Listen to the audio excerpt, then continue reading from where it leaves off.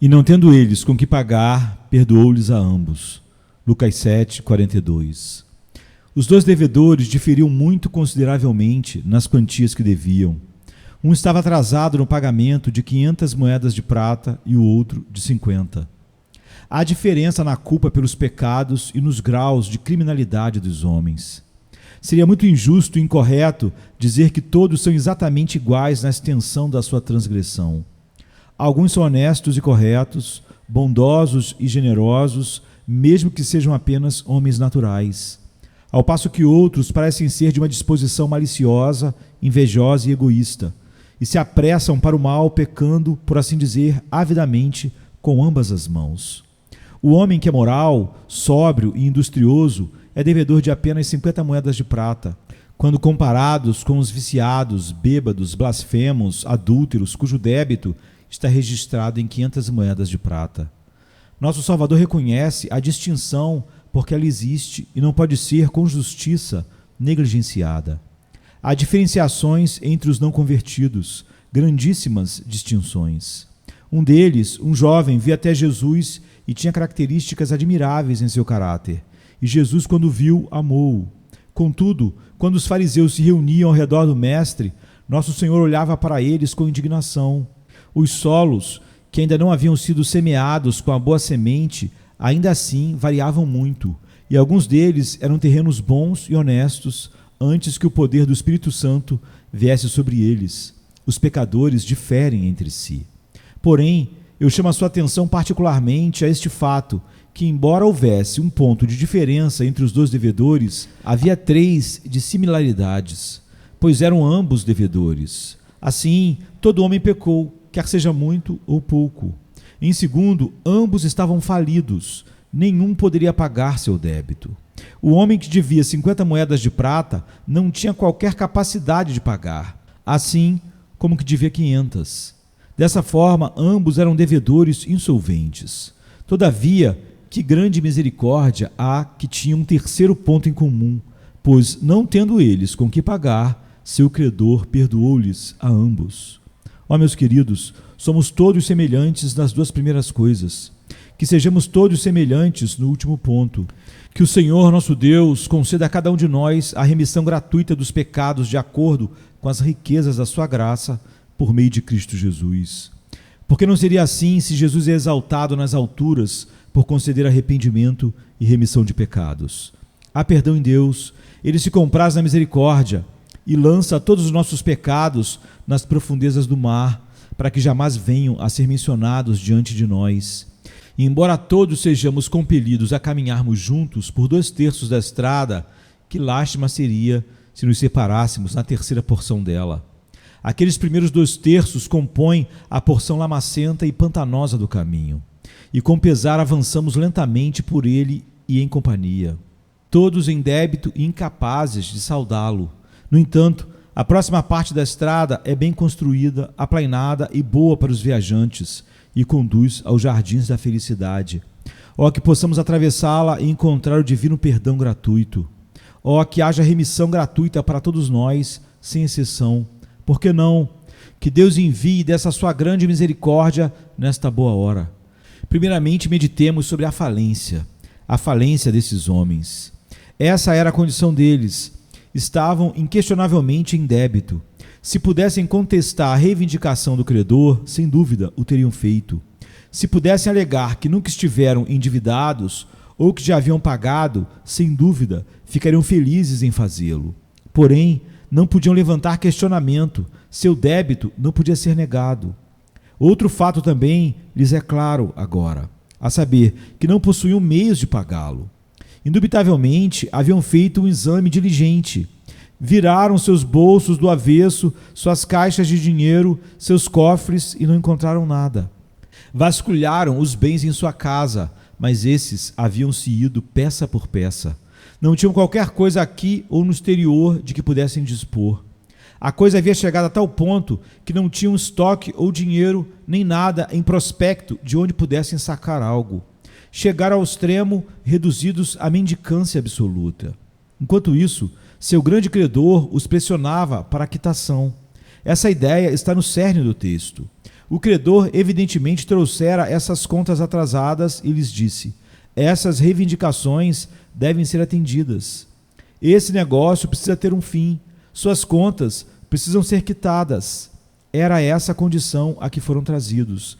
Precisavam confessar a dívida e também, humildemente, reconhecer que não tinham com o que pagar. O tempo para o pagamento chegara e os pegou sem um centavo sequer. Essa era a mais miserável das condições. Até aqui contei a parábola, e ela verdadeiramente expõe a condição de cada homem que não se achegou a Jesus Cristo e assim recebeu o perdão dos seus pecados. Aqui vamos explanar melhor. Todos estamos, por natureza e prática, mergulhados em dívidas, e foi assim que chegamos neste estado. Ouçam e prestem bem atenção. Como criaturas de Deus, desde o começo lhe devíamos a obediência. Estávamos comprometidos em obedecer àquele que nos criou. Foi Ele, e não nós mesmos, que nos trouxe à existência, e, portanto, estávamos obrigados a reverentemente reconhecer nosso Criador, a afetuosamente adorá-lo e a servi-lo em submissão. Essa é uma obrigação tão natural e cabível que não podemos contestá-la. Se somos feituras de Deus, nada mais natural que o honremos. Se diariamente recebemos dele o fôlego em nossas narinas e a comida que comemos, infere-se que estamos ligados a ele com os laços da gratidão e devemos cumprir sua vontade. Mas, queridos amigos, não temos feito a sua vontade. Deixamos por fazer aquilo que deveríamos ter feito e temos praticado aquilo que não deveríamos. E assim, chegamos a ficar em débito em um segundo sentido. Agora somos passíveis de penalidade, sim, já estamos condenados. Há uma dívida nossa com Deus em vindicação da sua lei que quebramos, tanto de sofrimento quanto de morte, e na palavra de Deus encontramos que a merecida pena pelo pecado é algo totalmente avassalador. Temei antes, diz Cristo, aquele que pode fazer perecer no inferno tanto a alma como o corpo. Sim, digo-lhes que o temam. Muito terríveis são as metáforas e símbolos pelos quais o Espírito Santo apresenta a miséria da alma sobre a qual o Senhor derrama sua ardente indignação, sua ira infinita. A dor da perda e a dor do lamento que os pecados, por fim, trazem sobre o culpado são inconcebíveis. Elas são chamadas de os terrores do Senhor. Com exceção do Senhor Jesus Cristo, todos nós devemos à lei de Deus algo que, mesmo que vivêssemos uma eternidade, não seríamos capazes de pagar totalmente, ainda que esta fosse repleta de agonizantes arrependimentos. Uma vida de esquecimento de Deus e quebra da sua lei deve ser recompensada com uma futura vida de punição. É aqui que estamos. Pode algum homem estar em descanso enquanto nesta condição diante de Deus? Somos devedores. O débito é devastador e traz consigo o máximo de tremendas consequências. Somos totalmente incapazes de fazer qualquer reparação por isso. Se ele se encontrasse conosco e nos chamasse para prestar contas, não poderíamos lhe devolver apenas um dentre 1000. Não podemos nos justificar de forma alguma podemos devolver-lhe o que lhe pertence por direito. Se alguém pensa que pode fazê-lo, permita-me lembrar-lhe disto.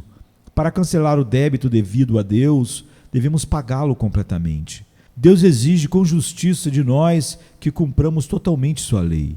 Ele nos diz que aquele que é culpado de um só ponto é culpado de todos, pois a lei divina é como um caríssimo vaso de alabastro, lindo enquanto inteiro, mas se lascado em qualquer parte, não pode ser apresentado em sua corte.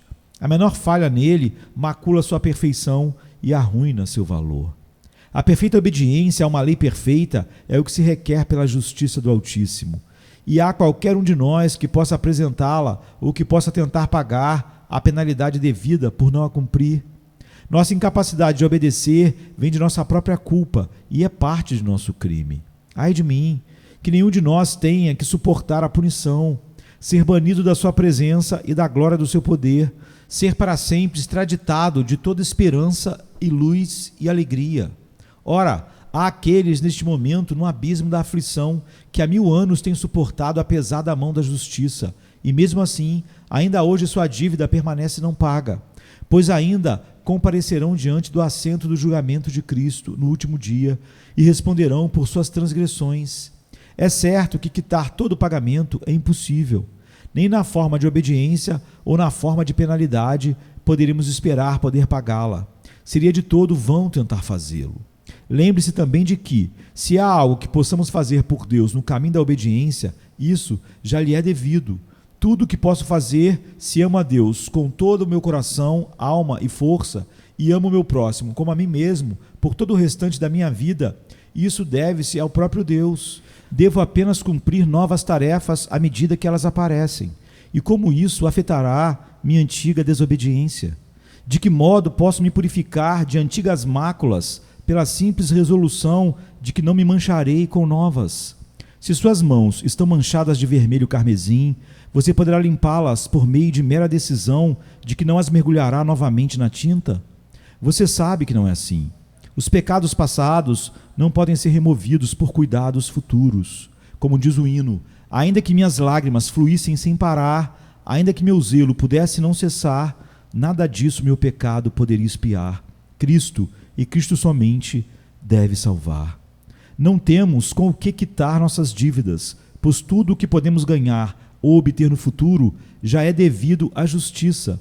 E assim, não possuímos nada que não esteja penhorado, nada que seja nosso mesmo. Além disso, o débito é imenso e incalculável. 50 moedas é uma representação pífia do que as pessoas mais corretas devem. 500 moedas é apenas uma soma insignificante comparada às transgressões do maior dos ofensores. Oh, amigos, quando penso em minha vida, parece que ela é como o mar, feita de inumeráveis ondas de pecado, ou como a costa marítima, constituída de areias que não podem ser pesadas ou contadas. Minhas culpas são completamente inumeráveis e cada uma delas merece morte eterna. Nossos pecados, nossos pesarosos pecados, pecados contra a luz e o conhecimento, nossos asquerosos pecados e repetidos pecados, nossos pecados agravados, nossos pecados contra os nossos pais, contra todos os nossos relacionamentos, contra nosso Deus, pecados com o corpo, com a mente, pecados de esquecimento, de pensamento, de imaginação. Quem poderá calculá-los ordenadamente diante de Deus? Quem conhece a quantidade de suas transgressões? Agora, pensar que jamais poderemos quitar tal dívida serve para reforçar a noção de que é totalmente absurda. Não temos com o que pagá-la. Ademais, vou mais longe ainda. Mesmo que esses pecados estivessem, de alguma maneira, dentro do âmbito do pagamento, e se não estivéssemos endividados para o futuro quanto a tudo que podemos vir a praticar, há ainda assim algo que possamos fazer. Não disse Paulo sobre si mesmo que ele não era suficiente para que pensasse bem de si próprio? Não falou o Senhor sobre o antigo Israel, de mim procede o teu fruto? Não disse Jesus sobre seus discípulos e até sobre seus apóstolos, sem mim nada podeis fazer? Então, falido pecador, qual é o bem que você pode fazer? Você precisa, primeiramente, receber as boas obras de Deus antes de poder praticá-las. É verdadeiro que deve desenvolver sua salvação com temor e tremor, mas o que deve acontecer primeiro? Leia a passagem, porque Deus é quem efetua em vós tanto querer como realizar segundo a sua boa vontade. Se o Senhor não efetuar a salvação em nós, não poderemos desenvolvê-la. Todas as boas coisas no homem são obras de Deus, produto do Espírito de Deus agindo sobre o coração e a mente que ele regenerou. Os homens estão mortos em suas transgressões e pecados, mortos para tudo que é santo e aceitável diante de Deus. E a própria vida é uma dádiva. O que então podem fazer os pecadores? Sua falência é total e completa, e isso é verdadeiro para cada homem que ainda está fora de Cristo. Ele é devedor e não tem como pagar. Sendo esse o caso, eu gostaria de gastar um minuto para considerar certas tentações às quais todos os pecadores falidos estão sujeitos. Uma dessas coisas é tentar e esquecer seu estado espiritual. Alguns de vocês hoje aqui nunca refletiram seriamente sobre sua alma e sua condição diante de Deus. Esse é um assunto desagradável. Vocês suspeitam que seria ainda mais detestável caso se atentassem a ele. Você quer diversão, entretenimento, algo que o ajude a passar o tempo, visto que não se importa em examinar o estado do seu coração diante de Deus. Salomão exorta o diligente a reconhecer o estado das suas ovelhas e cuidar do seu rebanho. Porém, aqueles que são descuidados e preguiçosos prefeririam deixar tais questionamentos e deixar as coisas correrem à vontade. O homem que está retrocedendo nos negócios não tem prazer em formar estoque. Ó, diz ele, não me traga livros, não dormirei à noite se eu os ler. Ele sabe que está se afundando mais e mais e que logo estará arruinado. E a única forma que pode suportar sua vida é afastar suas preocupações diárias com a bebida, ou buscando companhia, ou em divertimentos ociosos. Empenha-se em enganar as horas para que possa maquiar para si mesmo qual é a sua verdadeira condição. Contudo, que tolo ele é. Não seria infinitamente mais sábio se encarasse as coisas, desenterrando-as e reconhecesse seu estado atual? Essa ignorância que escolheu não é alegria para um homem de coração reto, mas sim apreensão e angústia. Muitas vezes oro assim: Senhor, que eu possa ver o pior que há em mim, pois não quero acalentar uma esperança que no final me será engano. A decepção será tão amarga quanto a falsa esperança era doce. Essa é a tentação da alma falida: fechar os olhos à indesejada verdade. O avestruz é famoso por enterrar sua cabeça na terra quando caçado, e achar que o caçador foi embora só porque o animal não mais o vê. Mas seu inimigo continua lá. O perigo oculto é tão real quanto se nos mirasse na cara. Se você for esquecido quanto for, Deus não se esquece de seus pecados. Outra tentação para o homem nessa condição é fazer um show tão bom quanto puder. Aquele que está muito próximo à falência é frequentemente notado por sua boa aparência. Que lindo cavalo ele monta quando chega à empresa, quando sai e anda nas ruas. Que festas elegantes promove. Dessa forma, ele deseja manter seu crédito por mais tempo possível. Cedo ou tarde, dissipará esse crédito, mas por um tempo assumirá ares de nobreza e todos que o cercam imaginarão que tem dinheiro suficiente para esbanjar. O governante de uma cidade sitiada jogou fatias de pão de cima das muralhas para os sitiantes, a fim de fazê-los crer que os cidadãos tinham suprimento tão vastos que poderiam se dar o luxo de jogá-los fora, embora estivessem famintos o tempo todo. Há homens com tais maneirismos, que não possuem qualquer coisa que possam oferecer a Deus, mas que mesmo assim exibem uma reluzente autojustiça. Eles são tão bons, tão superiores, tão cheios de obras sociais, tão dignos de louvor desde sua juventude, que jamais fizeram qualquer coisa muito errada.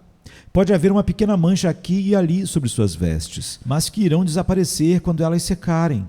Fazem um lindo show na carne com moralidade e formalidade e com uma generosidade superficial.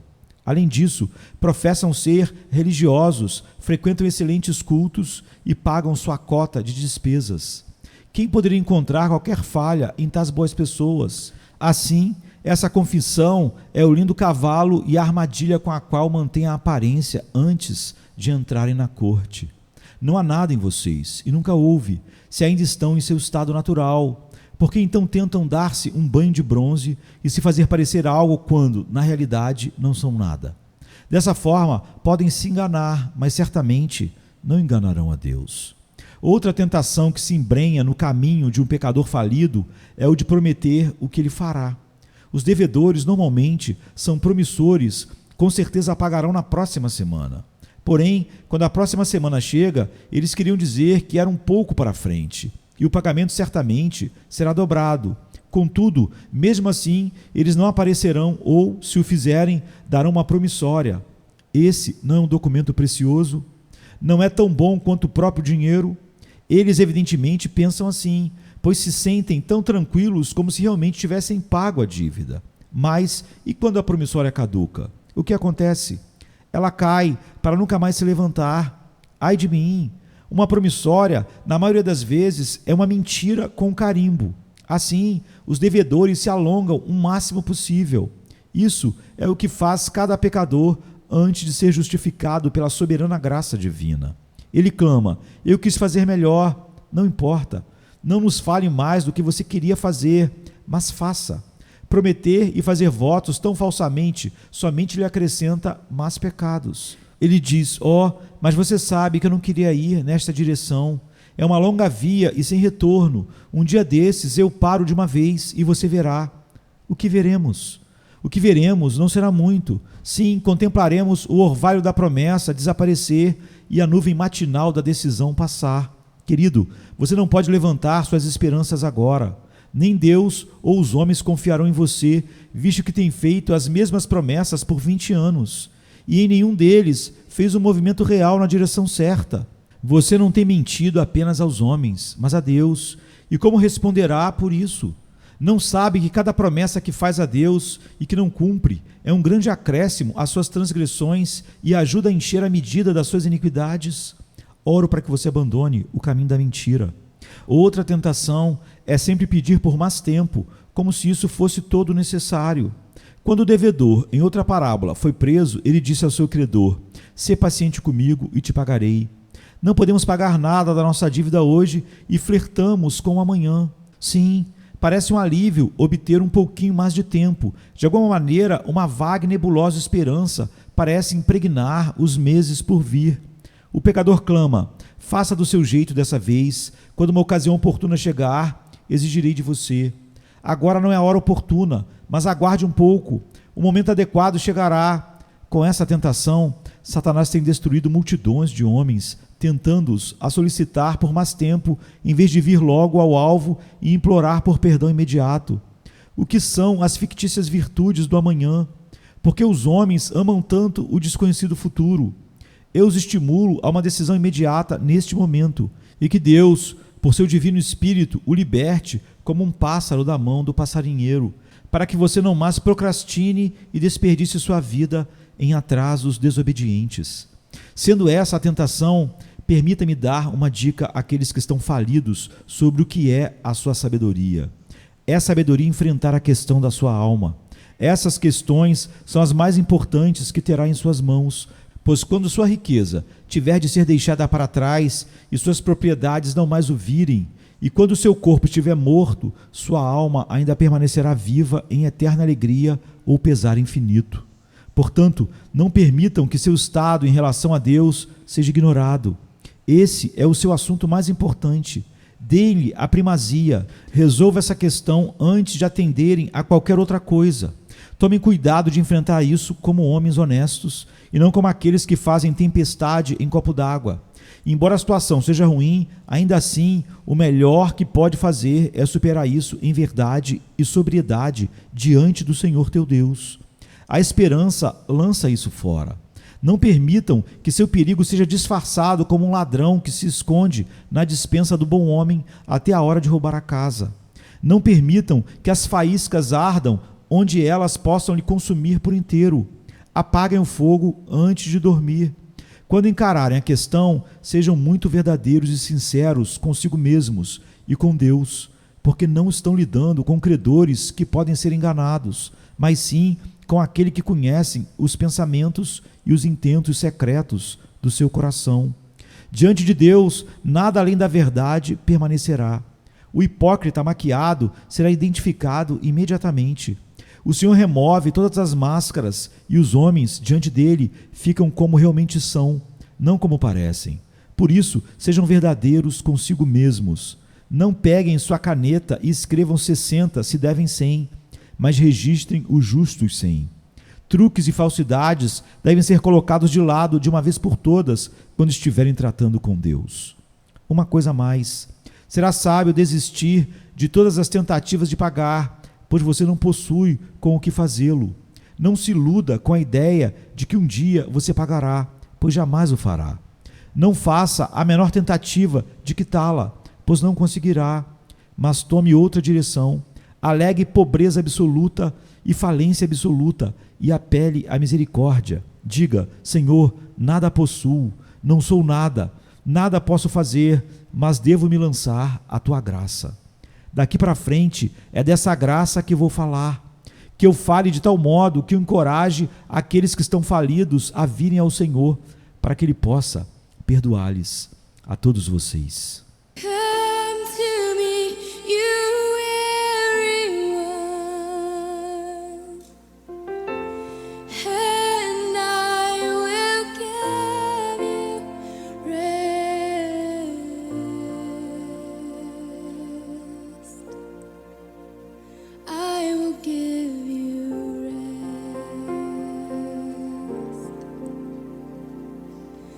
Come to me, you